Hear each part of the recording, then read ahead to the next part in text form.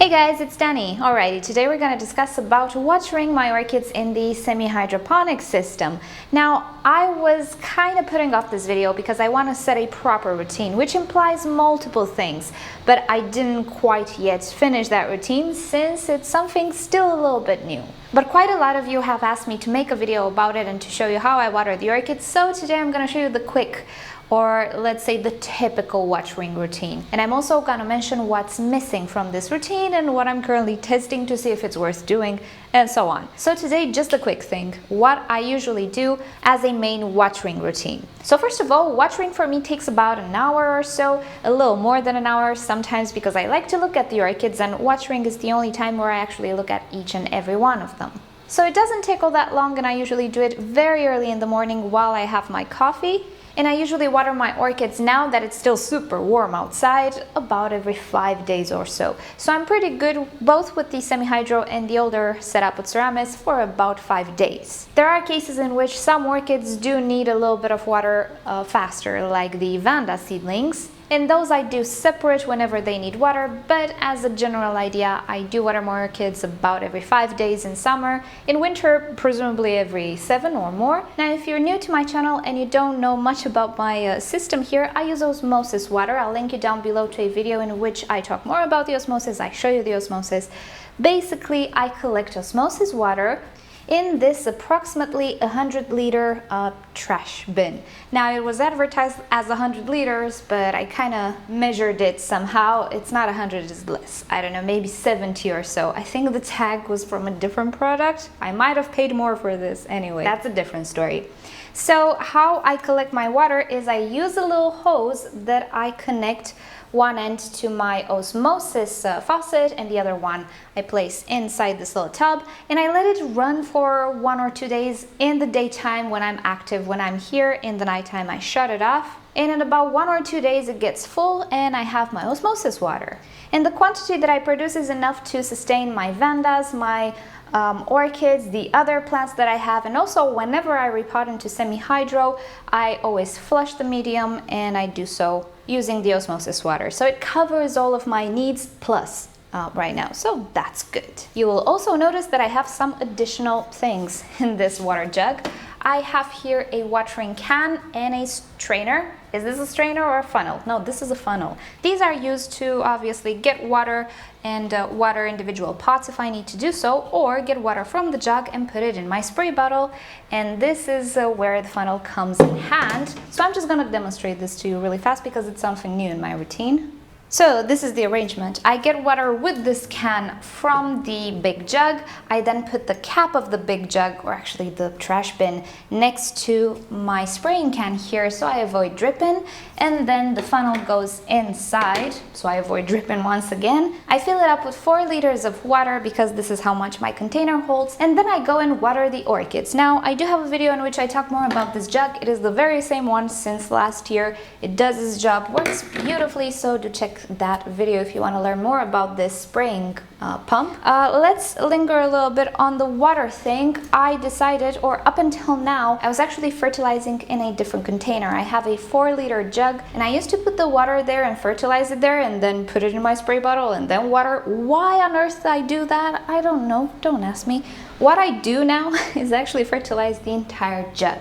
So I prepare my water here, and this is a subject I'll get into in a different video. I have a fixed amount of fertilizer and I measure it. I got myself new utensils, by the way. I told you, since last year I think that I need to get new utensils. I finally did a while back, but another video, okay? So I prepare my water here, and it has fertilizers, additives, whatever I put in my water directly into this jug. Every once in a while I make sure that the jug is emptied and I wash it and disinfect it. But in this jug of water there are never algae because it is black, it is opaque, light cannot come in, so no matter how much I keep water and fertilizer here, there will never be any algae, so that's good. So with that said, let's actually get to watering. Now this little can holds 1 liter of water, so I already know that I need to put 4 of these cans in my spray bottle. Put the cap on. So now with that spray bottle, I actually go to wherever the orchids are. And you might have noticed that all of my semi-hydro pots have these dishes underneath them that have some sort of medium inside. I mentioned it in a video, but probably you missed it. These are the trays that catch the water, which comes from watering. It is a excessive water catcher, if you will, but at the same time it serves as a sort of humidity tray, and I have to say it kind of actually works. I have so many of them that I can feel a difference. So you know the principle of the humidity trays, it has some sort of pebbles or gravel or something, you put the pot on top of it so it doesn't sit in water. Well, pretty much it's the same thing here.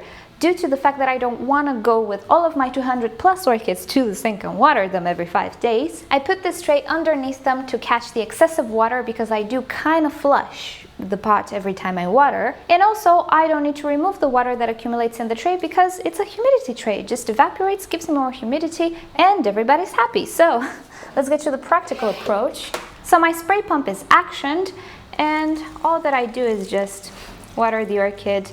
Normally, I try to get all of the top wet, and as you can see, water is flowing into my dish there. And that's what I want to happen. That's the purpose of that tray.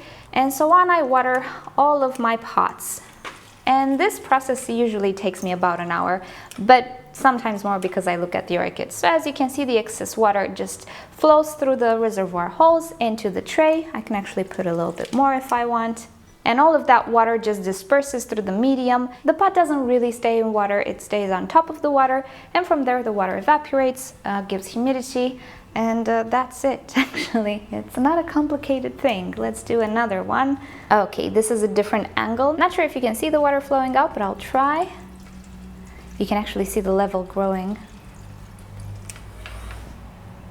And that's it. That's all I do. And from here, the reservoir will make sure that all of the leca will eventually get moist. It will drag the water close to the top as much as possible, and that's the whole principle of the semi-hydroponic. So pretty much what I do with my watering is eliminate the need to go to the sink, and with the use of this customized spray pump, actually destroy the nozzle, I can water on the shelves as well. Now here's where I'm actually still in the testing program or period.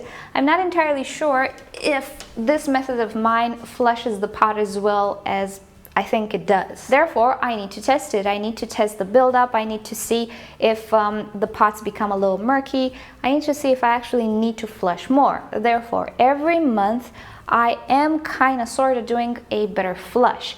But I need to set up this technique to be as easy as possible and as fast as possible as well. So I will not talk about it now, but there is a possibility that once a month, once every 2 months maybe, I don't know. We'll have to figure it out. There is a possibility that I will flush a little bit more abundantly above a bucket or something, but I don't guarantee that's gonna happen. Also, the water may or may not contain a certain product that I am testing at the moment, so things are pretty incomplete. I think you can now see why I postponed this video, but for the quick fix, this is what I do. This is mainly what I do, and it works absolutely fabulous for me. Now let's go back a little bit to the water that I use. With semi-hydroponics, I believe it is a better idea to fertilize with each watering, minus perhaps the watering you use to properly flush the pot if it is necessary. So I use fertilizer at each watering, but the quantity is super tiny. It's 80 parts per million fertilizer tops. And as I was saying, I mix this fertilizer in my black jug, in my container, and that just goes directly onto the orchids. Now there are orchids that receive a little bit more, but not now. The catasetums will definitely receive a little bit more.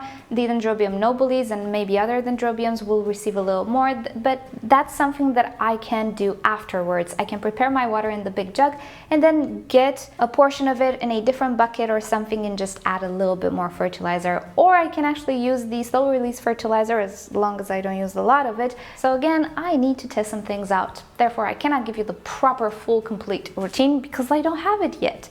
But I hope this was useful. I hope this gave you a few ideas. If you really hate going to the sink or getting the buckets with you whenever you have to water semi-hydro pots and orchids, yeah, maybe this can help you out. Try it out. But if you do want to test it out, I just want to point out something. Use as big trays as possible, as wide as possible, because Depending, sometimes the jet coming from the holes is quite extensive and you can wet the floor. So before choosing a tray, first water the pot and see how much the jet extends. I placed multiple holes because if I only had two, there would have been a lot of pressure built in the pot, obviously because of the increased quantity of water, and I would have bigger jets than what you saw in the video. That's why I placed 4 drainage holes. I have 2 here and 2 over here. Sometimes you will see semi-hydro pots with only 2 holes, but they use the bucket routine and you will see the jet of water just flying from the pot into the bucket. I don't use the bucket, I need a jet with a lower flow.